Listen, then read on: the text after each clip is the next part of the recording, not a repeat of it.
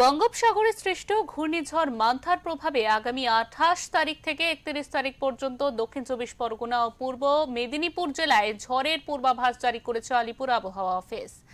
এই সময়ের মধ্যে 40 থেকে 45 কিলোমিটার বেগে ঝোড়ো হাওয়া বইতে পারে এবং ভারী বৃষ্টির সম্ভাবনা রয়েছে। আবহাওয়া দফতরের পূর্বাভাস অনুযায়ী সম্ভাব্য দুর্যোগ মোকাবেলায় ইতিমধ্যে তৎপর হয়েছে প্রশাসন। দক্ষিণ চব্বিশ পরগনা জেলার সাগর ব্লক প্রশাসনের পক্ষ থেকে সিভিল ডিফেন্সের কর্মীরা দ্রুত সৈকতে মাইকিং প্রচার শুরু করেছে। মৎস্যজীবীদের অবিলম্বে নিরাপদ স্থানে বা উপকূলে ফিরে আসার কথা বলা হচ্ছে। একই সঙ্গে সাধারণ মানুষকেও সতর্ক থাকার এবং প্রশাসনের নির্দেশ মেনে চলার অনুরোধ করা হয়েছে।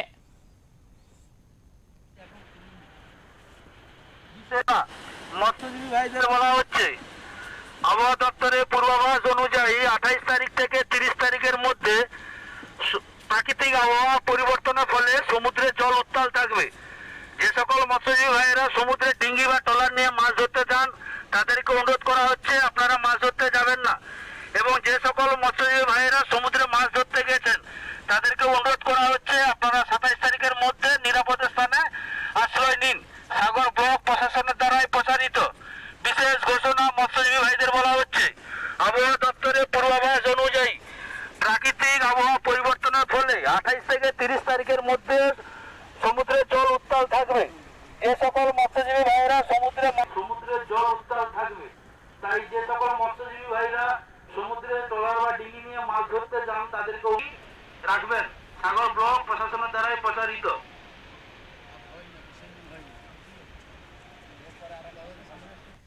জানা গিয়েছে বঙ্গোপসাগরে তৈরি হওয়া নিম্নচাপটি শক্তি বাড়িয়ে ঘূর্ণিঝড়ে পরিণত হয়েছে, যার নাম করা হয়েছে মান্থা।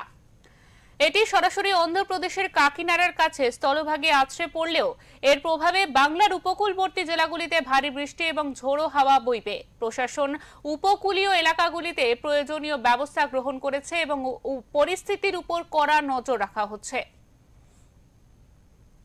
সমুদ্রে স্নান করতে এসেছেন তাদেরকে অনুরোধ করা হচ্ছে। মূলত যেটা বার্তা দিচ্ছি, আবহাওয়া দপ্তরের সময়সীমা অনুযায়ী বা নির্দেশ অনুযায়ী 28 তারিখ থেকে 30 তারিখ পর্যন্ত বঙ্গোপসাগর উত্তাল থাকবে। সেই প্রসঙ্গে আমরা সিভিল ডিফেন্সের পক্ষ থেকে এবং সাগর ব্লক প্রশাসনের পক্ষ থেকে আমরা যারা সমুদ্রে মাছ ধরতে যায় ডিঙ্গি নিয়ে বা ট্রলার নিয়ে তাদেরকে আমরা অবগত করাচ্ছি যাতে এই দুদিন সামুদ্রিক উত্তাল থাকার কারণে যাতে মাছ ধরতে না যায়, এবং যিনারা গেছেন তেনারা যেন আগামীকাল সুরক্ষিত জায়গায় ফিরে আসেন। সেই বার্তাটি আমরা গঙ্গাসাগরের বিভিন্ন প্রান্তে সিভিল ডিফেন্সের পক্ষ থেকে আমরা অবগত করাচ্ছি যাতে এই প্রাকৃতিক কিছু বিপর্যয়ে যাতে আমাদের কোনো কিছু না দুর্ঘটনা ঘটে। সাগর ব্লক প্রশাসনের পক্ষ থেকে আমরা সবাইকে সচেতনতামূলক প্রচার করছি। মূলত যেটা বার্তা দিচ্ছি, আবহাওয়া দপ্তরের আপনারা বেশি দূর সমুদ্রে যাবেন না, বিশেষ করে আগামীকাল থেকে সমুদ্রের জল উত্তাল থাকবে। যে সকল তীর্থযাত্রীরা সমুদ্রে স্নান করতে এসেছেন তাদেরকে অনুরোধ করা হচ্ছে। কাকদ্বীপ থেকে শুভজিৎ দাসের রিপোর্ট, ওঙ্কার বাংলা। আপনারা বেশি দূর সমুদ্রে স্নান করতে যাবেন না।